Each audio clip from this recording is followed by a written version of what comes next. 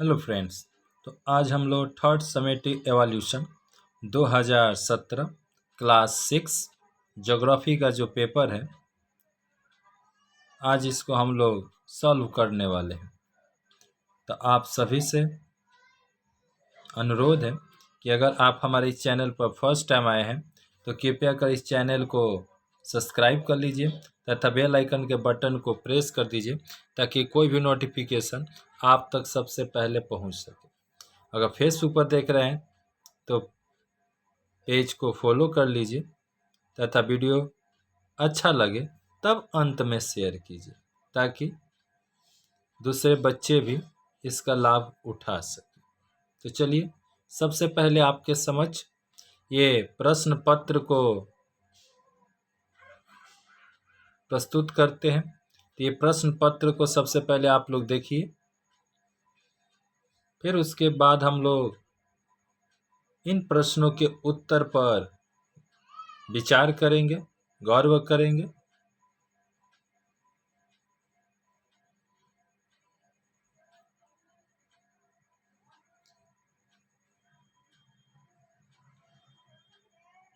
देख सकते हैं मैचिंग दिया गया है। यह 5 प्रश्नों के अति संक्षिप्त उत्तर देने हैं। किन्हीं 5 प्रश्नों के उत्तर संक्षेप में लिखने हैं जो कि 3-3 नंबर का है। इसके बाद यहाँ भी आपके 5 प्रश्नों के उत्तर विस्तार में लिखना है जो कि 6-6 नंबर का होगा। ये बड़ा क्वेश्चन।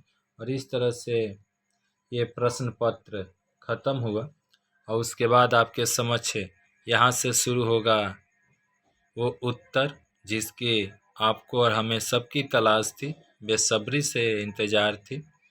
तो चलिए पढ़ते अब यहाँ से अपनी शुरुआत करते हैं। तो कोष्टक में दिए गए शब्दों की सहायता से रिक्त स्थानों की पूर्ति करें, यानी फिलअप को भरना है। पहला है क नंबर, अक्षांश रेखाओं की संख्या डैश खाली स्थान है। तो आप सभी जानते हैं कि अक्षांश रेखाओं की संख्या 180 है। ख नंबर, तापमान यंत्र का नाम क्या है जिससे ताप मापा जाता है? तो थर्मामीटर। ठीक। भारत का सबसे बड़ा राज्य है तो है राजस्थान। घ नंबर, पृथ्वी का सबसे ऊंचा स्थान माउंट एवरेस्ट जो सबसे ऊंचा है। भूमध्य रेखा का मान कितना है? तो भूमध्य रेखा का मान 0 डिग्री। अब इसके बाद आपके समक्ष सही मिलान करने को आएगा। यह है, यहाँ पर आपको स्तंभ अ से स्तंभ आ में मिलान करना है। और ये रेशेदार फसल, तीस रेशेदार फसल का हो जाएगा जूट और कपास। खदान फसल यानी जो खाने वाले चावल और गेहूं। पेय फसल यानी जो पीने वाला, वो चाय और कॉफ़ी। नगदी फसल जिसे पैसे प्राप्त किए जाते हैं नगद, तो रबर और गन्ना। और दलहन फसल जिससे दाल उत्पन्न किया जाता है, दाल प्राप्त होता है, तो चना और अरहर। आप सभी के लिए एक विशेष सूचना कि इस पेपर को सॉल्व करने वाली क्लास 6 की छात्रा जिनका नाम है आयुषी कुमारी, उन्होंने ही अपनी अथक मेहनत के दम पर इन सारे प्रश्नों का बारीकी से हल किया है। तो आप सभी उनके लिए प्लीज़ एक लाइक तो कर दीजिए। चलिए देखते हैं आगे। कि इन्हीं 5 प्रश्नों के अति संक्षिप्त उत्तर लिखना है। देशांतर रेखा किसे कहते हैं?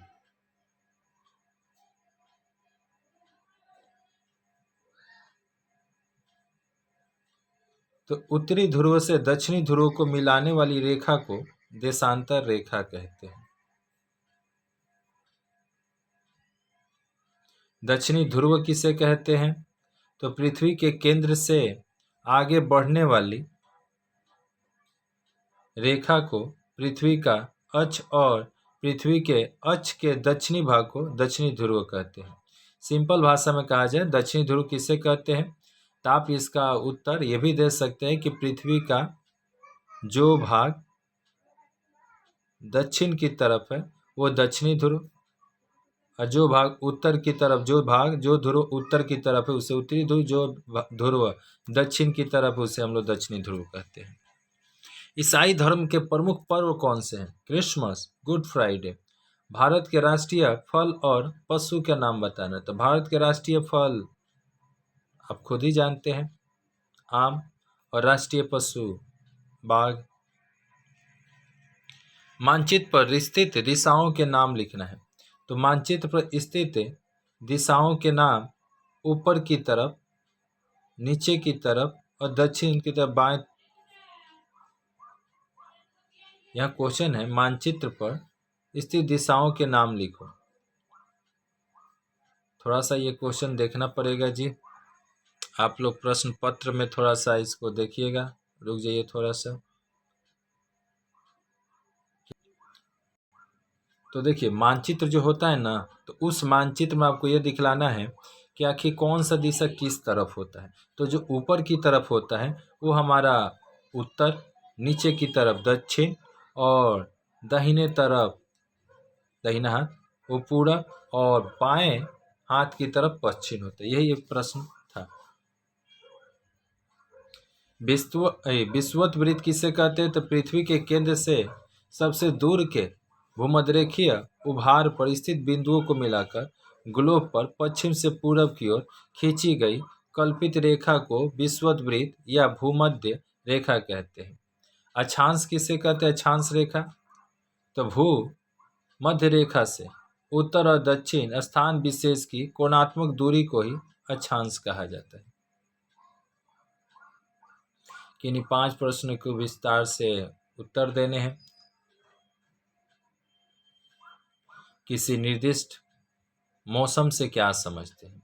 किसी निर्दिष्ट स्थान के निर्दिष्ट समय का वहाँ की वायु उष्णता, वायु चाप और वायु प्रवाह और मेघाच्छादन, अर्धक्षेपण अवस्थाओं में होने वाले परिवर्तन उस स्थान का मौसम कहलाया जाता है।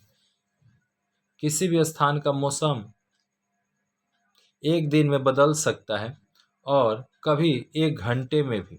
यह अस्थायी होता है, यानी मौसम का बदलना कोई अस्थायी नहीं है, एक पल क्षण, किसी भी क्षण ये बदल सकता है। अगला क्वेश्चन है कि पृथ्वी के तल से आप क्या समझते हैं? तो पृथ्वी जिस मार्ग के सहारे सूरज की परिक्रमा करती है उसे पृथ्वी का एक तरह से कहा जाए तो कक्षतल कहा जाता है। पृथ्वी का अक्ष अंडाकार होता है। जलवायु के प्रमुख तत्वों के नाम। तो जलवायु के प्रमुख तत्वों का नाम तापमान, वायु दबाव, पवन, आर्द्रता और वर्षण है। शब्द प्रदूषण से आप क्या समझते हैं? जब शब्द मनुष्यों को असहाय, ऋणदायक और कर्ण कट्टू लगे यानी कान को अप्रिय लगे, तब इसी को हम लोग शब्द प्रदूषण कहते हैं। काल वैसाखी से आप क्या समझते हैं? तो पश्चिम बंगाल में ग्रीष्म ऋतु अप्रैल मई के बीच में संध्या के समय प्रचंड बिजली की कड़क के साथ एक विध्वंस तूफानी बारिश होती है। इसे काल वैसाखी। इसमें उष्णता थोड़ी कम हो जाती है और मौसम आरामदायक हो जाता है। मानक समय किसे कहते हैं? तो मानक समय वह समय है जो किसी देश या विस्तृत भूभाग के लोगों के व्यवहार के लिए स्वीकृत है। यह उस देश के स्वीकृत मानक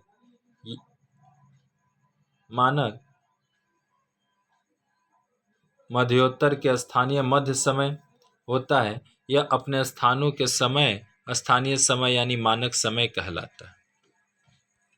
कर्क रेखा किसे कहते हैं? पृथ्वी के सबसे उत्तरी अक्षांश वृत्त जिसे कर्क रेखा के नाम से जाना जाता है। सिंपल भाषा में कहिए कि पृथ्वी पर 23.5 डिग्री जो अक्षांश है उसी को तो कर्क रेखा कहा जाता है, जो उत्तर की तरफ है। यहाँ पर 5 प्रश्नों के उत्तर विस्तार में लिखने हैं। पृथ्वी के वार्षिक गति से किसे कहते हैं, इसके प्रमुख प्रभावों का वर्णन करना है। तो पृथ्वी अपने अक्ष पर घूमने के साथ साथ सूरज के चारों ओर परिक्रमा करती है, इसी को तो वार्षिक गति कहते हैं। पृथ्वी की वार्षिक गति की वजह से ही मौसम बदलते हैं। वार्षिक गति के कारण ही कर्क रेखा और मकर रेखाओं का निर्धारण होता है।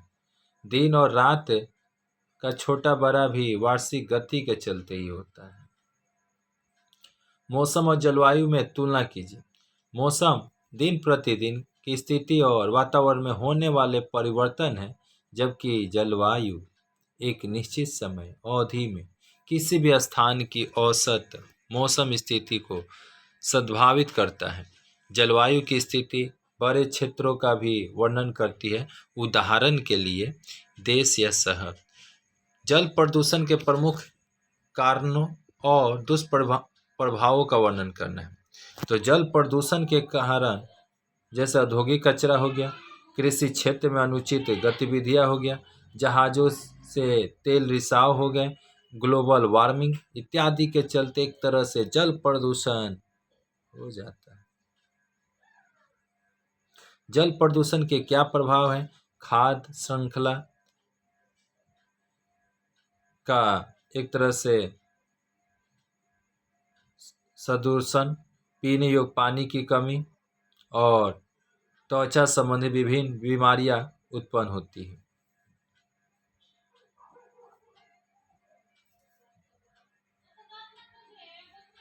पृथ्वी को कितने ताप कटिबंधों में बांटा गया है?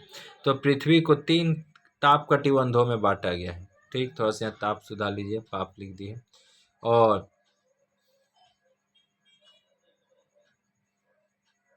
देख सकते हैं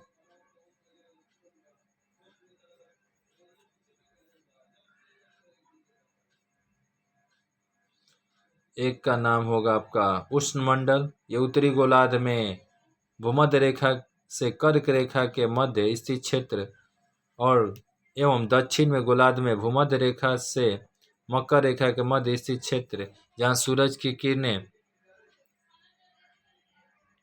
पूरे वर्ष लंबवत पड़ती है, उसे भूपृष्ठ सबसे ज़्यादा गर्म होता है। औसत उष्णता 25 से डिग्री सेल्सियस से 35 डिग्री सेल्सियस रहता है। इस क्षेत्र में Brazil, Venezuela, Nigeria, Kenya, Malaysia, Indonesia, Thailand आदि देश पड़ते हैं।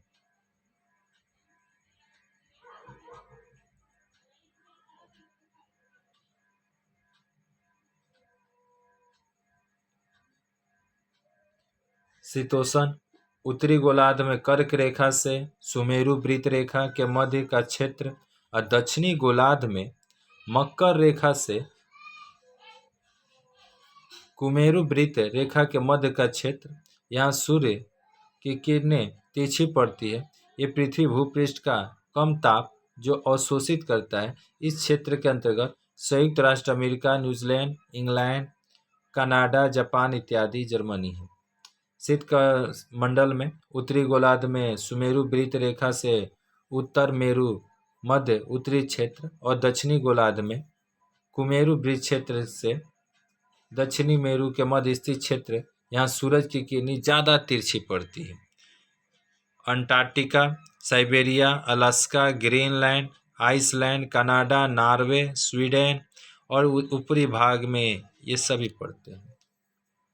देखिए, सिंपल भाषा में आप कह सकते हैं यहाँ पर ताप पृथ्वी को 3 ताप कटिबंधों में बांटा गया है। ये तो आपका 6 क्लास के हिसाब से इन्होंने लिखा है, पर आप जैसे जैसे ऊपर क्लास में जाइएगा तो वहाँ पर आपको एक अलग ही पढ़ने को मिलेगा। वहाँ पर पृथ्वी को 3 ताप कटिबंधों में बांटा गया है। उष्ण, फिर उसके बाद आपका समशीतोष्ण और फिर शीत आ जाता है। ठीक, तो 0 से लेकर 23.5 तक को हम लोग शीत में मानते हैं, उष्ण में मानते हैं।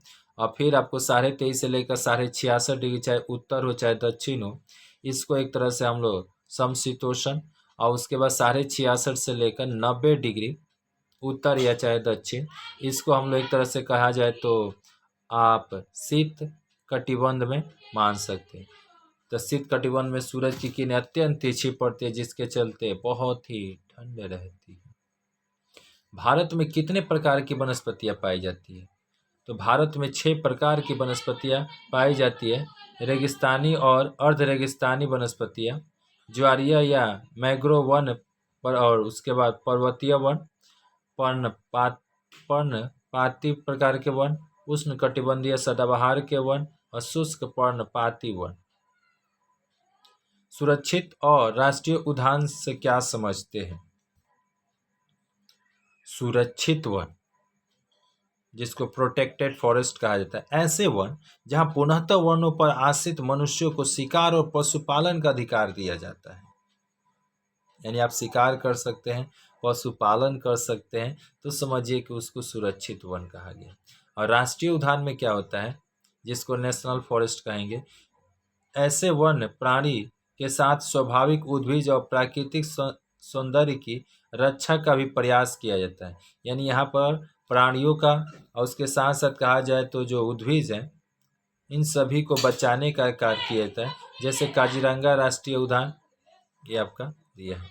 तो इस वीडियो में इतना ही, फिर मिलते हैं एक नए वीडियो में एक नए सोच के साथ। और तब तक के लिए अगर आपको ये वीडियो अच्छा लगा होगा तो अब तो लाइक कर सकते हैं, ठीक, और शेयर कर दीजिएगा, तो आपके जो फ्रेंड सर्कल हैं उन सभी का एक तरह से भला हो सकता है। और चैनल को सब्सक्राइब कर लीजिए। पेज अगर फेसबुक पर देख रहे हैं तो पेज को फॉलो कर लीजिए। फिर मिलते हैं एक नए वीडियो में एक नए टॉपिक के साथ। तब तक के लिए जय हिंद।